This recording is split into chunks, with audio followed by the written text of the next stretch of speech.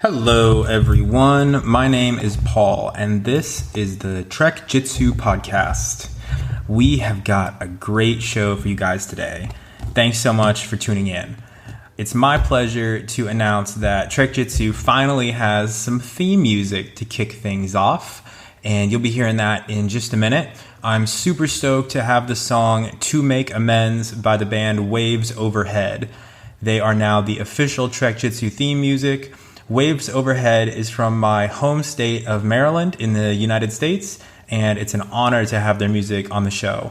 Please visit wavesoverhead.bandcamp.com to listen to their music and give them some support. You can also find them on YouTube, Spotify, iTunes, or wherever else you normally get your music, like the dark corners of the dark web, or, maybe your local YouTube channel. Things of this nature. You'll hear their music in a few moments, and I'm going to play the full song at the end of the show, so give it a listen and send them some love. Today, I'm joined by the legendary Dean Lister. Dean is a Brazilian Jiu-Jitsu black belt and mixed martial artist, and his accomplishments in the martial arts world are incredible, including becoming a 3-time Abu Dhabi champion, King of the Cage middleweight champion, and a 4-time National Machado Jiu-Jitsu champion. Dean's fought professionally for the UFC, the Pride, and he's considered a pioneer and an innovator in the world of lower body submissions, such as Leglocks, well, obviously, the heel hooks, calf cranks, ankle locks, things of this nature. It was really great having Dean on the show. Huge honor for me. And Dean's a very humble guy with a huge wealth of knowledge, and it was great to talk to him.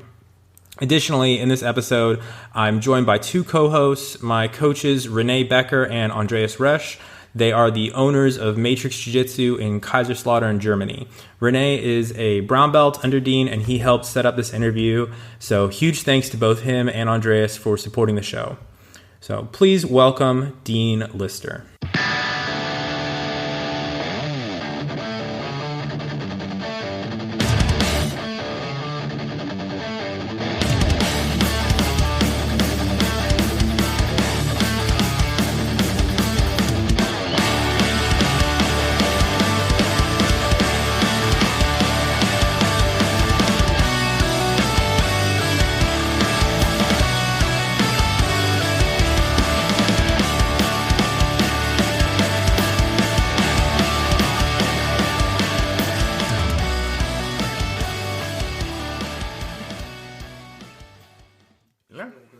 Yeah, I have bad brain memory, but I like languages. Well, French, I like well, English. Dean, how many languages do you speak? Are we Are we starting? Yeah, we're live. All right, live. Well, it's a misconception that Dean is a cunning linguist.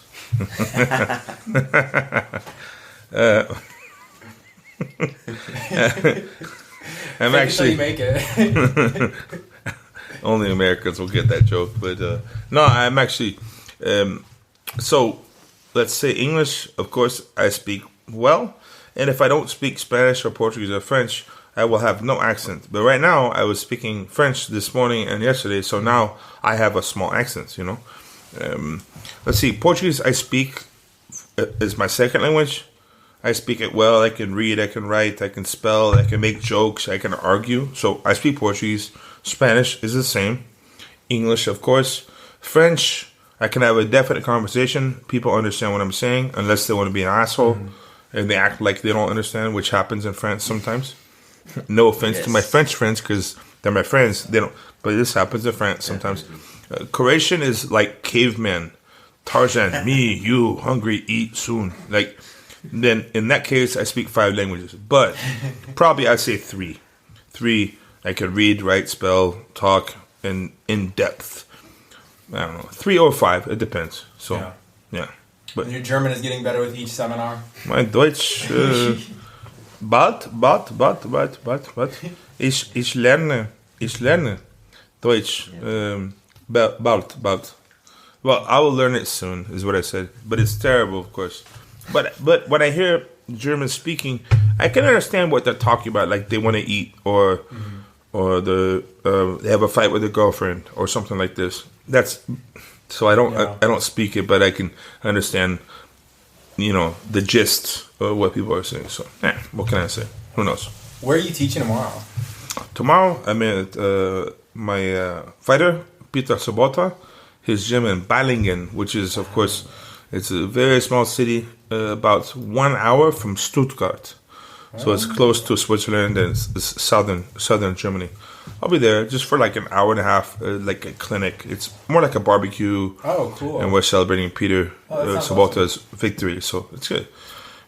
That's all. Yeah. Congratulations to him. That's awesome. Yeah, I'm very proud of him. Fucking awesome. So you travel a lot throughout Europe, and recently you've been doing lots of seminars in Europe. Like you're doing France. Are you going to France this time around, or was that just when you were here the last time? I just passed through France for one day this time. Last time, René, he drove me to Mulhouse. And what city was it I signed the book? It wasn't Mulhouse.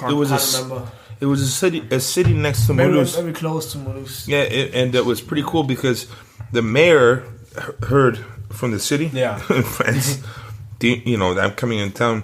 And I'm not super famous or I'm nothing like that, but he was very honored that I was in his city, and he came and he said, "Hey, come to the office, please." And I signed the Book of Honor, and the last American to sign that book was from World War II. Was a general, right? That's so cool. So it's like General George something. So you're kind of like a general. Well, pretty I don't similar. know, but I'm a general of the combat sports, but not a general of the military, of course not. Yeah, but it was pretty cool. René was there. I taped it on my iPhone, so it was pretty cool. That's I awesome. was practicing my terrible French, but it worked out. He understood, so yeah. So I love traveling. I've been to 44 countries, or 45, or 43, something like this. And it's when I travel, I try to when in Rome, I try to learn the language and the culture, and I don't like one thing that's interesting. I think it's sad, but it's not just Americans, but many of the people from the first world, let's say the well-endowed countries like Europeans, whatever. We go to Thailand. They go to Thailand and they just stay in their hotel, and they go to the pool, and they go to the room. They go to the pool in the room. You didn't see Thailand. You were there in Thailand, but you didn't see Thailand. So that's why when I go to any country in Europe or Asia or anywhere, I try to walk around and meet people, and you learn a lot about. And you learn the difference of the cultures, but you also learn everyone is actually the same. Like really, everyone has the same problems. Everyone has the same emotions. We all do the same stuff. Yeah, we have the same mistakes. We all like young the same do the stuff. same stupid stuff, and the old people, they complain the same way.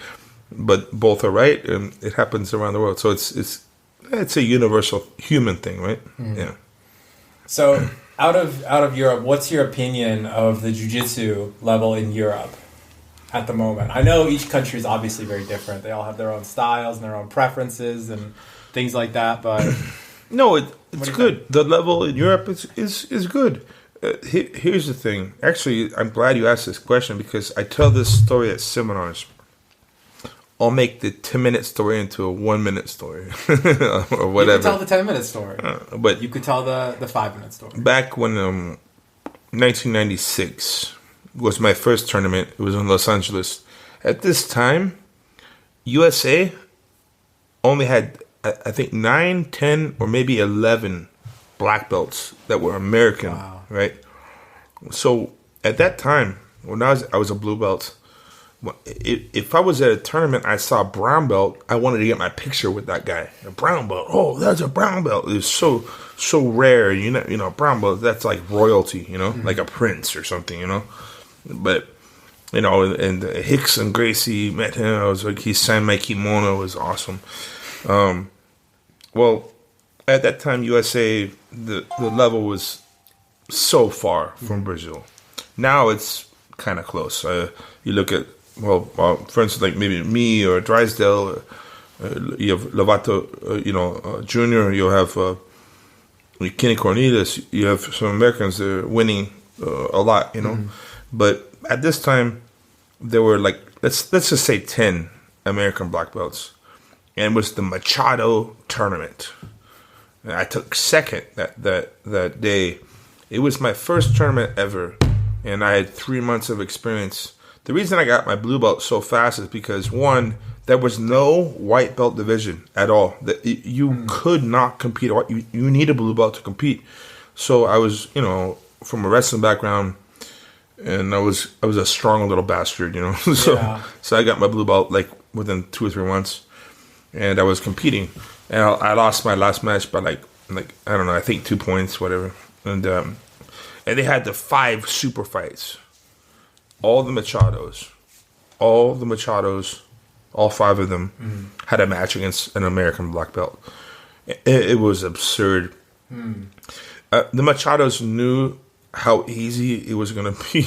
Of course, they're legends of the sport. Right. They had their babies on the mat waiting, waiting for the congratulations speech. Like, the babies are waiting. They're like, hey. And they submit the American guy in 1 minute. And then they get the baby. They pick the baby up and they go, hey, thank you for coming, everyone. And I was like, my God, this is like a catastrophe. What the hell?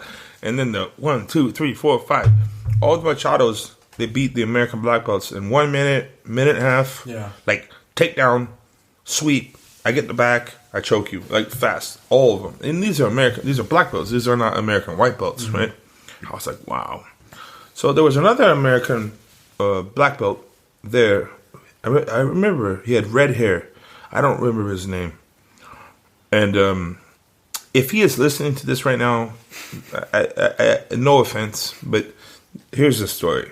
So I see the domination of the Brazilians, and to this day, they're super high. They're still very good. Mm-hmm. They're still maybe the best. Whatever. I went to this one American black belt. He had red hair. I think he was a Machado black belt. I'm not sure. And I went, hey, hello, professor. He went, yes, my son. Yes, hello. I was 19 years old. I was very young. He was probably 30 or something.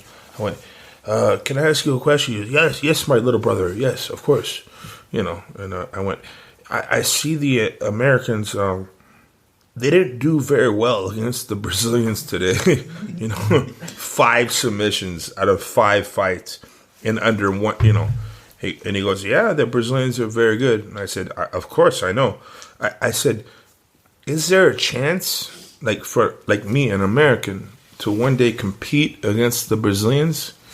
I'll never forget this. He told me, no, they're too good. He said, how old are you? I went, 19. He went, they were training since they were 5 or 6 years old. And you just started at 19? I went, yeah, I just started. He goes, yeah, look, they have 14 years advantage on you. I was like, oh. So for me, that was like an idol. I don't know his name, but for me, a black belt, I mean, I knew his name at the moment, but now it escapes my mind. And I was kind of like, sad, like, that sucks. He said, yeah, there's really no way. They're so good, and they have more experience, more time, and they're athletic, and okay, all right, thank you, professor. I walked away, and I kind of had my head down for like 5 minutes.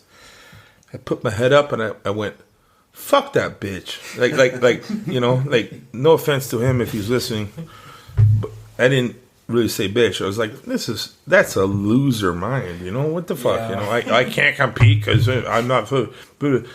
So even as a blue belt, I never put a limitation on myself of what I could do. I always had this dream, right? It was like a little light, as the great late Michael Bernardo, the great South African kickboxer, said, it's like a tunnel. If you see the light at the end of the tunnel, if you just see that light, it's still there. And in my words, it's like a candlelight, a small flame. If it goes out, that's a problem. But a candle, like a flame from a candle, can become a forest fire. It can become a house fire. It can become an explosion. Or it can become a candle. But once it's done, it's done. So I always, despite what he said, despite what other people told me, there's no, you can't be a champion. You know, you in high school you were an average wrestler. People like that, you know. The candlelight just never was finished, you know. And I don't know. So driving home, I was like, screw that guy, you know. Yeah. What the fuck, you know. Even though I'm younger and I'm a lower belt, I'm like, that's a loser mind, you know. Of course, the Brazilians are super good, but I want to become better. And, you know, I'm going to break some rules. I'm not going to be illegal, but I was already doing footlocks. Mm-hmm. People were telling me, oh, you're wasting your time. But something told me, somehow, I don't know, just keep doing them, you know? And I did. And the same people who told me, stop doing them, when I won in 2003, Abu Dhabi in Brazil, on television, they came to me, they went, in Portuguese, thank God you didn't listen to me. And it was a really cool awesome. moment. Yeah, good. Awesome. These are friends. These were not negative. They were actually trying to help me. Like, don't spend too much on footlocks. They weren't jealous. They were nice people. But that black belt, he actually was telling me something very negative. You know. Yeah. So about European fighters, that's I guess the middle long story. It's not the long, but that's the middle story. Yeah. The European fighters are gaining a lot of. They're getting closer very fast. You know. So right now the Brazilians and the Americans, of course, they're higher ranked. But I think soon, even now, we have several, you know. Mm-hmm. But like Trans from Denmark, right? Trans? Yeah. And I think so. yeah, we have, and then we had Animal from Norway. Mm-hmm. He beat Roger Gracie, and he won Abu Dhabi in 2003. You know, of course, it's going to happen, and more and more and more. And of course, Gordon Nelson from Iceland took 4th in the absolute. Yeah. But he's like 77 kilograms, so that's incredible. He's from Iceland, you know. Yeah. And I've been there. Not it's a like whole lot in Iceland. the country has like 500,000 people. The country or something like that, right? Yeah. I was there with him for one week. It was an awesome time. Iceland is a beautiful country, by the way. One second. No problem. Yeah. Yeah. So European level is catching up fast, and soon it's going to be. It's a world sport already, but soon it's going to be. The level's going to change. You know, yeah. It's going to be good. So the European level is increasing very fast. So it's good. It's good. Yeah. Well, I think it's a long answer. I think that you and people like you who are coming to teach seminars over here a lot are really helping with that, and you know, you're influencing. I've already seen in Germany every gym that I go to seems to either have had someone who's gone to one of your seminars and then brought back the information, or you know, they admire your game, or they admire the game of John Danaher's students, Yep. things like that, and they're all doing footlocks. Something about Germans, they love footlocks. Hey, they have a foot fetish. Yeah, I think so. Crazy like Germans. I've seen some crazy stuff over here, man. You guys are damn weirdos, man. Yeah. Naturalist, my friend. That's interesting. Nah. Hey, well, let's just move on. Let's just change subjects. No, but I'm very honored. You know, I'm not trying to sound like a kindergarten teacher. Yeah. Like like everything's nice and great. Okay, but really, like the older I get, I think really you could say love. I'm talking about love like for your team. You could say for your country, maybe, I guess. You could say love for the fellow man, but love for my sport, or you know, love of your family, whatever. To help someone, to help people. I think, in my small human mind, that's incapable of understanding the universe. Yeah. Right. I think the reason that I'm here and that most people are here, and maybe some don't know. Just my interpretation is to help others, you know. And what does that mean? Yeah, I could help people on the street, which I have done, you know. I don't just throw money around. Like, hopefully I can help them. But my talent is in a sport. So in my sport, if I can improve someone's life, I help someone, that's like the biggest honor for me personally. And I'm not trying to sound like a saint. I'm not a saint. I'm not trying to sound like a kindergarten teacher. Just be a nice person and everything's going to be great. No. Be smart, be wise, be a badass. But if you can help your brothers out, your teammates, right? Your real friends, your family, and your students, also your family. This is actually, I think, my reason for existing. Because what is the reason to exist? I think that's my reason. Not to make money and then die, and then someone gets my car. Yeah. No one's getting my damn car, by the way. I won't have a car when I die. We'll bury you in it and send you off to the afterlife. I'm gonna spend it just traveling to the Antarctica and just walking over that fucker. I don't know. And it's a saying I tell my students and my friends, my family, they know this. I prefer to invest in dreams, experiences, and memories. Right? And because these are things that are not tangible, which of course, it means things you can't touch, you can't grab, you can't take from me. Dreams, memories, and experiences. Now, yes, I will spend money to get those things. Let's say I want to climb Mount Everest, which probably I won't do. But if I want to, I will spend money to get good gear, good equipment, and the flight. And I will use money as a tool to do that. But just to have money, and just to improve, and the whole Fight Club thing, I completely agree with. To work a job I hate, to buy things that I don't need, to impress people I don't know. Yeah. It's kind of absurd. Yeah. It's just my opinion. And by the way, I said this before on the internet, and people got mad at me. Like, I have a job and I make good money. You think I'm a loser? Like, not people I know. They weren't talking to me. They were just commenting on that comment. No, you're not a loser. I've had jobs I hated just to get past the point in my life to find what I could do that I like. And I found it. Maybe I'm lucky, right? But yes, you can also be caught. It's just my opinion. In the slave system. Yeah. It's not, it's like a subconscious slave system. You work, you make money, you're just like a part in a machine, And I don't know. I'm not preaching. I'm not trying to convert. There's nothing. I just think that, I'm fortunate to be in a situation where something I can do can help someone else. And therefore I spend my money in this endeavor. Yeah. And then to have vacation, I spend my money on other experiences and dreams and memories. Maybe they are not jiu-jitsu, but something else like that, something else that I will remember until I die, I think you're spot on with that, and more people, I believe. Oh, you're still going? No, don't worry. It's not a problem. Kein Problem, my friend. Kein Problem. You got this one? Ich habe. Yeah, I'm listening. Go talk. So a lot of people, I think, are getting to be in that same point, and the same mentality of what you're speaking about. Because I think that in this day and age, just from what I've seen, people are starting to kind of wake up and realize that we're in this slave system, like you said. Matrix. Yeah, it's the Matrix, And not your Matrix, a different Matrix.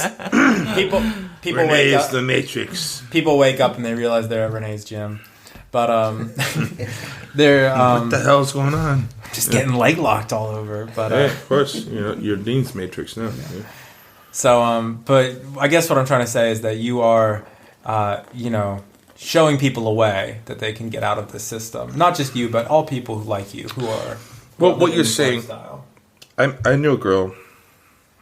I won't say her name because I haven't seen her for 15 years probably. Nice girl.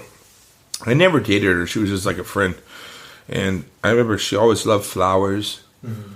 She's in English. They say if you have a green thumb, it means you can grow plants. Yeah. Okay. And now she owns this chain of boutiques, sells flowers all around San Diego.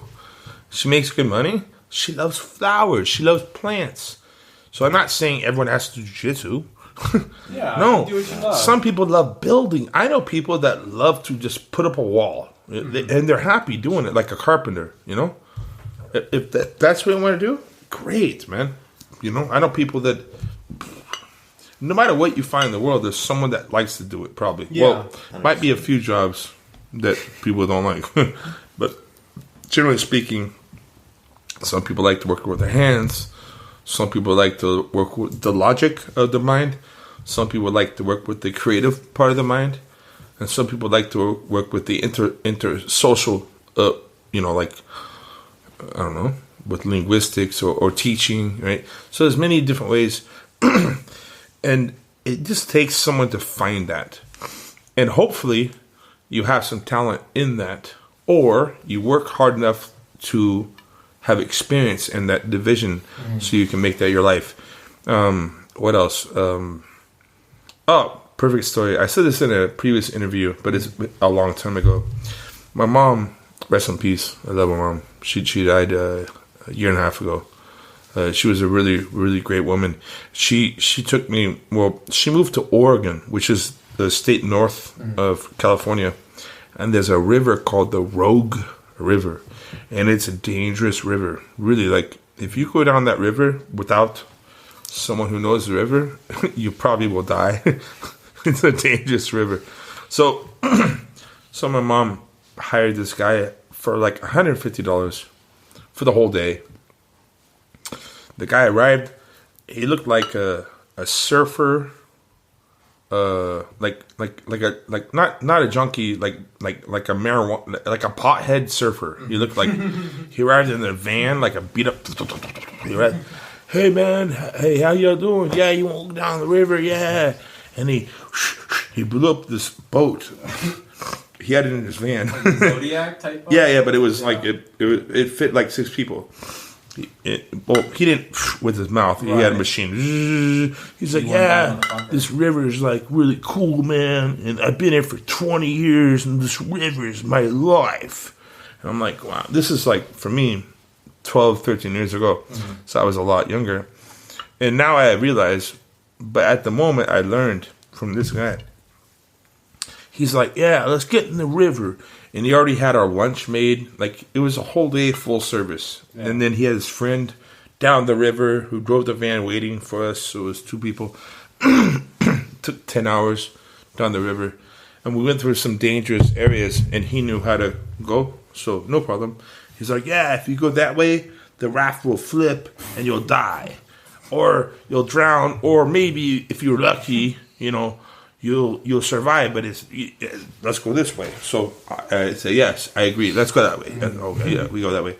And we're on this part of the river, and he goes, all right, right here, in this river, right here, in this moment, if you fall off in the water here, the water current under is crazy. You'll go to the bottom, and they'll find your body in like 1 week, Like, it'll find you eventually, but, So don't fall off here. If you fall off don't fall off here. And he said, and this next area is where the Native Americans, he said the Indians, they had, like, fights with the cowboys with bows and arrows right here. I'm like, wow, it's really interesting.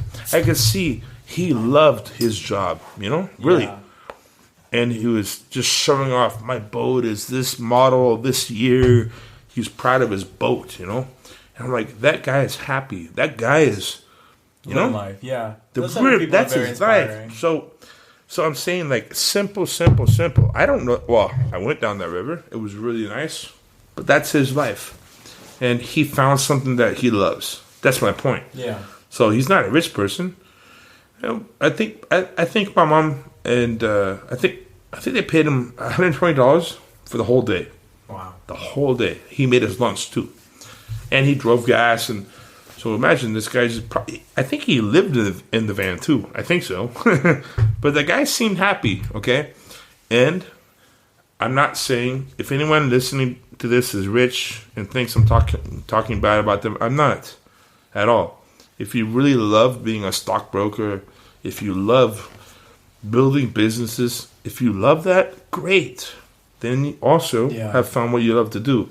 But for people who don't love that, they're miserable. See? So for me, having a 9-to-5 job is not my type of thing. I did it for years to survive, but I found something, thank God, I found something I do and I love. So that's talking about life. This is one of my stories. Okay, right? I know. I think you got a great perspective on that. And I talk about things kind of weird, by the way. That's okay. We appreciate it. And one other topic I really wanted to talk to you about, you kind of touched on this today in your seminar, is the whole idea of, I've heard a lot of people say with John Danaher's black belts that are coming out, the Danaher Death Squad. A lot of people say that you influenced John Danaher heavily. They talk about these visits that you made out to his academy early on. You showed him some Leglock stuff, and then he was like, "Oh man, that's awesome. We're incorporating this." And then he kind of took that and ran with it. And you have influenced a lot of these guys. And today at the seminar, you were talking about passing the torch, and you said, "That's awesome. They're doing great things." So I guess my question is, do you think that their style is similar to yours, or is it different? What's going on exactly? First of all, I'm very honored. I know John. I've known him for a long time, since like the year 2000. This is before 9/11. So I was in New York training. I was actually staying with Matt Serra. So it's in Long Island. So it's about, I estimate, hour and a half to get to training in New York City. We would arrive from the Long Island Railroad and change in Jamaica, Queens, which almost no one knows what I'm talking about. And we go to Penn Station, which is the main train station in New York. And then we'd walk like 4 blocks to the old Hinzo Gracie Academy, which was weird because there was like an AIDS clinic downstairs, and in the elevator there were like some, like, it was syringes and it was it was weird, man. Not the best place. But then he moved. Right. This is when he was starting. So awesome. No one got anything at training. It was fine. It was in the elevator up, and we trained, and we had many late nights. And John, we went over many moves. I remember him he was, I think, purple belt. I think I don't know, maybe same belt. Maybe I was blue belt. But I came from a sambo background. So for me, footlocks were the same as a choke or an arm lock. They weren't less. They were the same. When I started sambo, I'm not going to try to self-grandize myself. But I took 2-time national AAU U.S. sambo champion, which means amateur athletic, okay? Yeah. And American Sambo, which is Russian, but the eliminated chokes, it's not combat Sambo. You don't punch. Right. You can have Greco-Roman wrestling and freestyle and Sambo in the same day. So you signed up, okay, I want to do this. For some reason, some guys could beat me in Greco-Roman wrestling, but I'd submit them in Sambo. I don't know why. Just like the same day.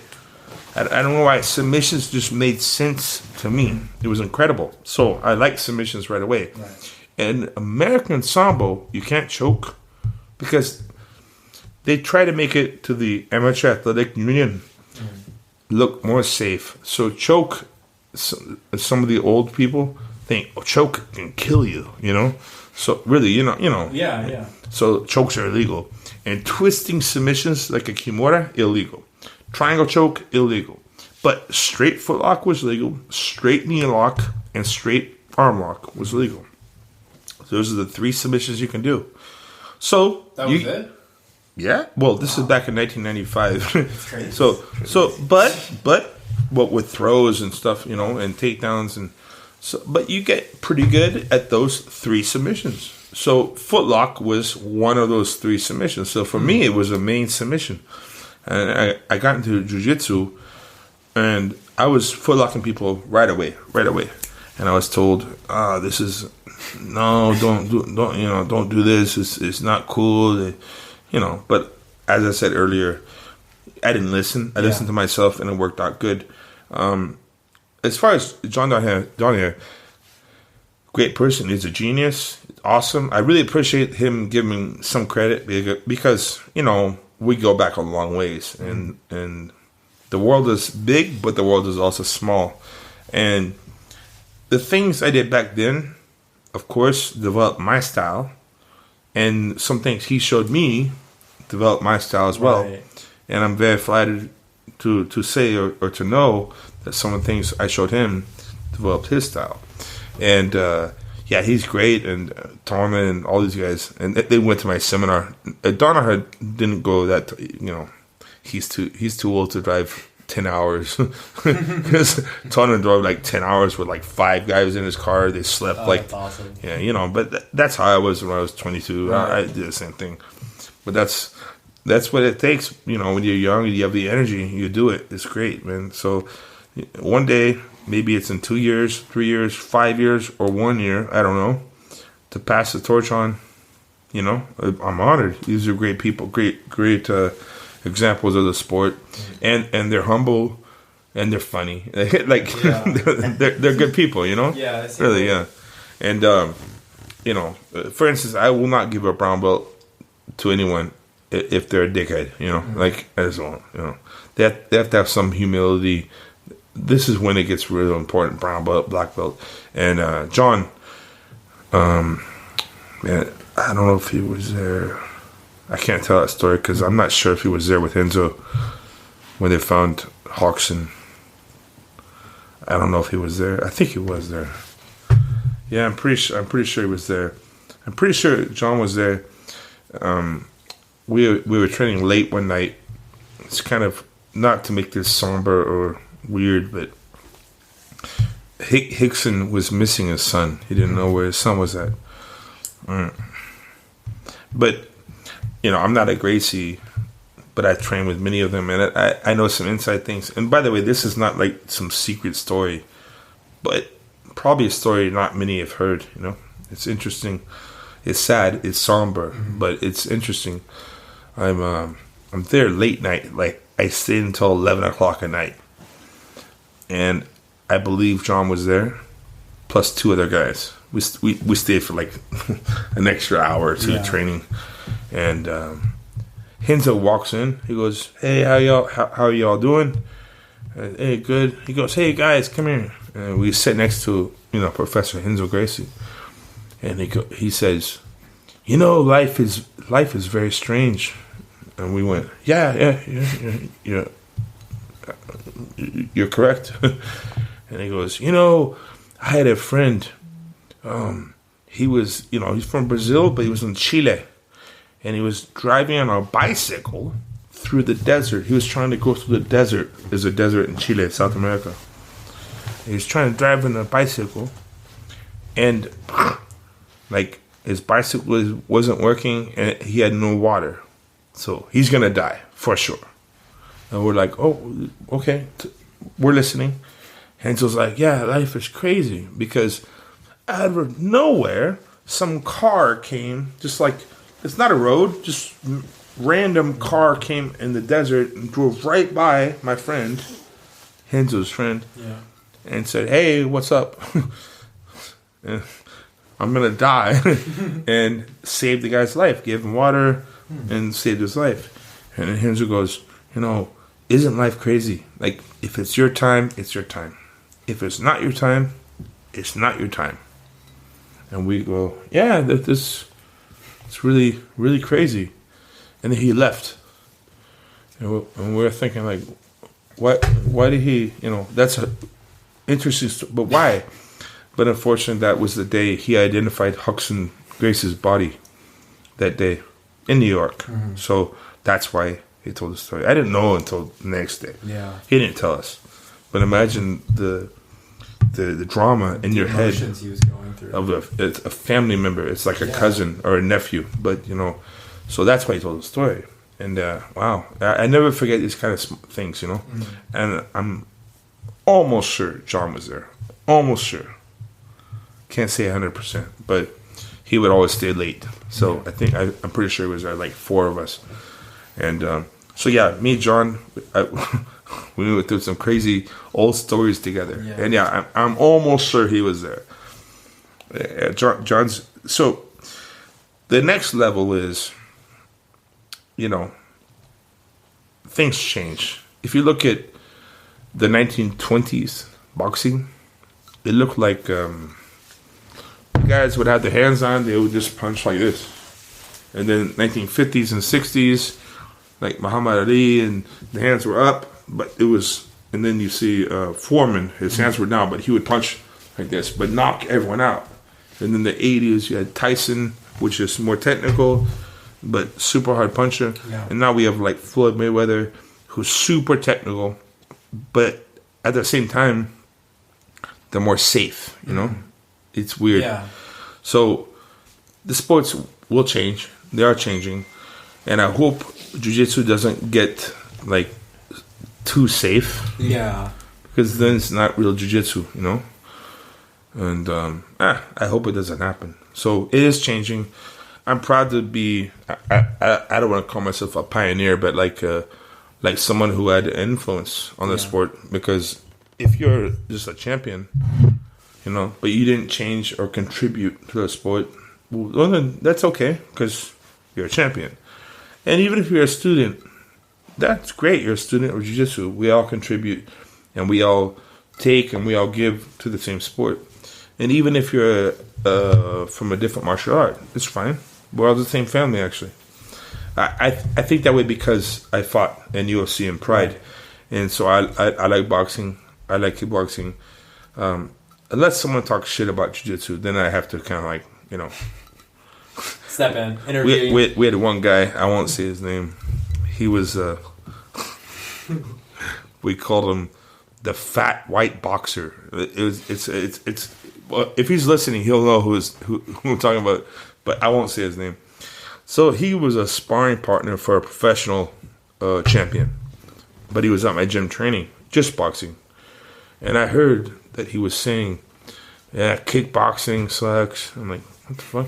And I heard he was saying jiu-jitsu is bullshit, like, it doesn't work. I'm like, dude, this is in 2003, 2004. I'm already world champion Abu Dhabi, so this is really, I heard. And he's training in my gym. And he's like a sparring partner for a world champion. He's not champion, he's a sparring partner. We called him the fat white boxer. It was that was his name. I know his real name, but he was called the fat white boxer because he was a fat guy. His hands were okay, but he was just like fat, and he was like so white. He was like pink, That's so funny. but the thing is, he was really arrogant, and so one day I was standing behind him. He didn't know, and he was saying, "Yeah, the only thing more funny than kickboxing is jiu-jitsu." And I was right behind him, and people saw me, and they went, their mouth open, because these guys were not talking shit. They're boxers, but they're cool, and they're respectful, okay? This guy was talking shit, so I went, hey, I won't say his name. I went, hey, big, fat, white boxer. I tapped her shoulder. He went, oh, hi, Dean. And I went, what did you say right now? He went, oh, yeah, I'm just making jokes with my brothers, So there's like 8 guys. He was trying to like show up. Now he has to either say I'm sorry or he has to fight now. So, and he only had his hand wraps on. Right. No boxing gloves. So that's a different punch than boxing glove. I went, did you say jiu-jitsu is a joke? He went, yeah, man, you can't get past these punches, this arsenal, these weapons. You can't, He tried to make a joke out of it. But, I went, oh, I can get past them. And he went, now he's on the moment where he has to leave, apologize, or he has to stand there and fight me. He decided to stand and fight me, which was kind of like a mistake for him. It's funny. I won't say I kind of feel like I won't say his name. Just because, So he's like, all right, man. He's waiting for me. I see his eyes. He's like, he doesn't want to fight me, but he has to now because he's talking shit. And I got done like a dog. I went, and I ran after him like a dog. And he's punching at me, but there's no punch in boxing that's this low. There's not, right? So he's like, ah, and I got his leg like this. And he went, ah, and he fell. Well, we're not on camera. Hit me in my back twice, but I went, and I literally got him all four, and I ran after him on my hands and my like. He was like, oh fuck! He punched me in the back, and I got his legs. I put his legs together like a little girl, and he fell. And then I got mounted. He's like, okay, I'm sorry, and I pulled his shirt up. And I went, what'd you say about jiu-jitsu? Nothing. I went, slap, pink. No, there, stop. I was like, what'd you say? Slap. So I gave him a pink belly, like, you know, a pink belly. Oh, like, yes. Stop. No. What'd you say? Stop. No. Okay, I'm sorry. What? I can't hear you. What? Say it in Spanish. I don't speak English. I don't speak Spanish. I don't understand what you're saying. So for like 5 minutes, I was just, and then I could have heard him, but I did that, and then he never talked shit ever again. So that was like, you know, so besides that, I love all martial arts. So I've been punched, I've been knocked down by really famous good boxers, but they want to help me. Right. I want to learn from them. You know. Yeah. So I love all martial arts. And by the way, if a jiu-jitsu guy is cocky and an asshole, you know, I would like to train with him also the same way. So it's nothing against boxing, but the big fat white boxer, and he's gonna know if he hears this. He's gonna put his head down like this when he hears it, but I won't say his name because he's a friend of a friend. That's why. Okay, that's why. Okay, just so you know. Okay, you're lucky. All right. But yeah, so all martial arts I love, and I'm very blessed to be a part of this community. You know, very blessed. Kind of our last question to wrap up on. Little words of advice. So yeah, we see this surgence of leg lockiness. John Danaher's people, like we just talked about, they're making an impact, and it seems to me and others that I've talked to, like there's a new leg lock DVD coming out.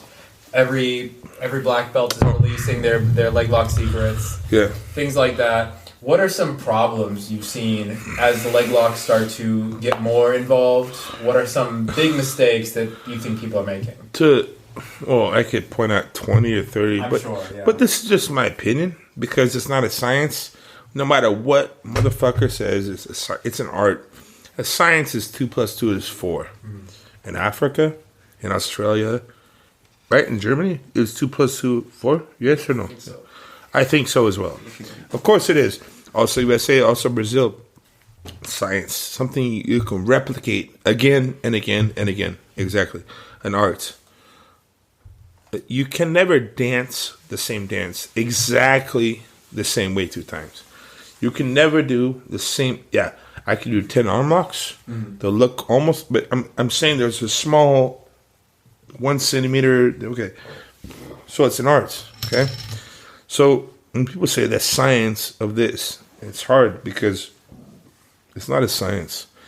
And you have to make room for the individual differences that every person has.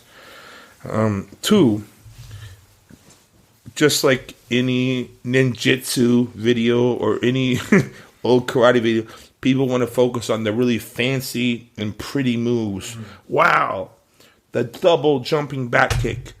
You jump, you hit the guy in the face 2 times with your feet, and this is not the base of kicking. This is not the most effective move. It's beautiful in the movies. I like to see that in the movies. It's awesome. I'm like, wow. Like Jackie Chan or whatever. Incredible. But people focus on the fancy, the pretty moves, not the most important moves or the fundamental, basic moves.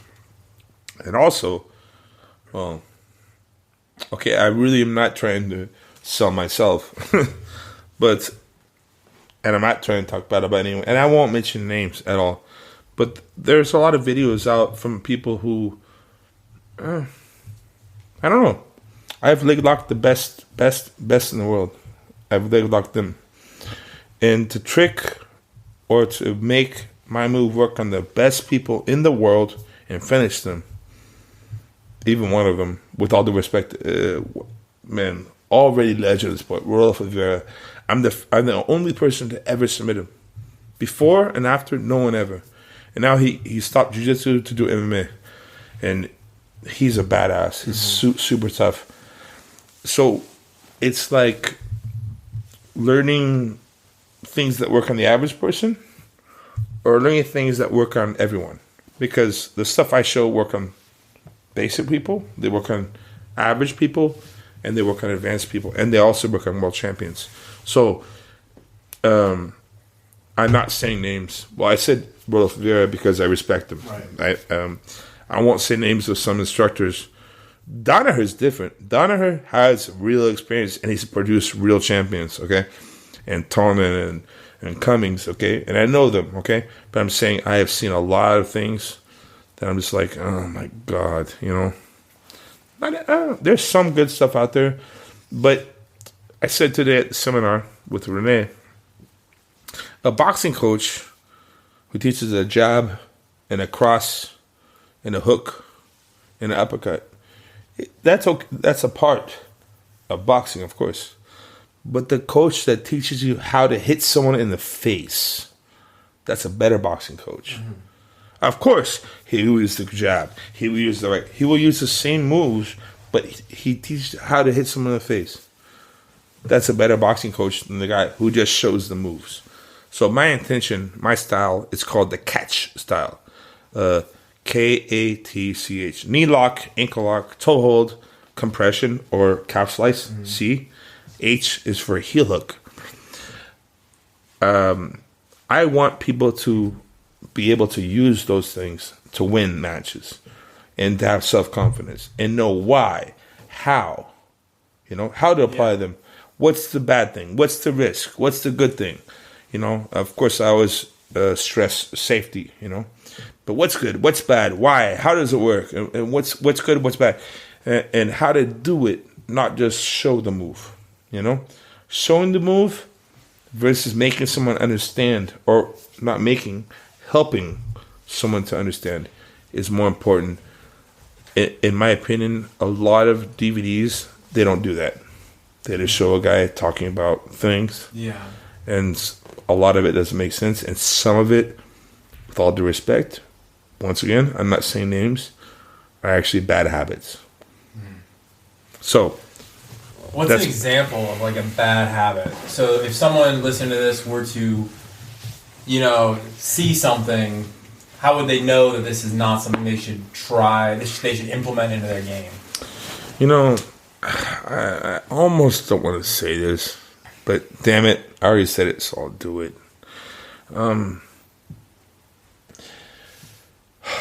If the coach, okay, yes, there are really good coaches who were okay fighters. Mm-hmm. Absolutely. And there's really good fighters who are not good coaches. Absolutely, it's true. But if the coach or the person you're learning from has not achieved that move at a high level consistently, I would say it's probably not the best way. Mm-hmm. And everyone has their own way. There's not one way, of course. Right. I would say to look for, first of all, someone who has some accolades, some achievements. Of course, someone who you believe in. Someone who you like. So, sometimes, like, a student may not like how I talk. Or some students actually prefer how I talk. Mm-hmm. You know, another coach might talk a different way. Everyone's different. That's why everyone has different personalities. So there is no best. Mm-hmm. It's just my opinion, for instance, right? So performing at a high level, that's one thing. 2, making you understand instead of showing you a leg lock. And that determines, you know, what you're going to do. It depends on the person teaching the move as well, right? Because showing a move is a part of making you or helping you to understand a move. But some people don't help you to understand very well. Mm-hmm. And that's the difference between a good coach and let's say a not so good coach, or maybe a good coach and maybe there's a better coach for someone else. You know, so that's just my 2 cents, right? That's just my opinion. Dean, you're the man. Thank you so much for being on the show. This has been great. I've had my days, and thank you very much for having me, brother. Is there anything that you want to promote before we close this out? Nothing pro. Anyone coming to San Diego, great city, and I train at Victory MMA right there, and it's a beautiful place, great training. We have the crazy Jocko Wheeling, my main training partner there, famous guy, a good environment, kickboxing, boxing, wrestling, jiu-jitsu, everything. We have judo, we have everything there. And if anyone's ever in San Diego, come by and visit us. It's victorygyms.com. Thank you so much for being on the show. Merci. Oh, wait. Dankeschön. Danke sehr. Today I was speaking French, you know. So. Tschüss. And that was a great episode. I had a wonderful time talking to Dean. Thanks so much, Dean, for being on the show. And thanks all of you guys for listening. Please check out our show notes at trekjitsu.com with a breakdown of everything we may have talked about and links to all of those things. Once again, please visit wavesoverhead.bandcamp.com to support those guys in their musical journey. And thanks again, Waves Overhead, for letting me use your music as the intro and outro for this very podcast. Please visit us on Instagram and Facebook and wherever else you find social media these days. Not LinkedIn. We're not looking for a job yet, but maybe in the future I'll post my podcast resume up there. But all the rest of them, Trek Jitsu, we're taking over. So please check all of that out. And thank you so much, everyone, for supporting the show. And have a wonderful, wonderful day, week, month, year, decade, century, millennium, and on into infinity.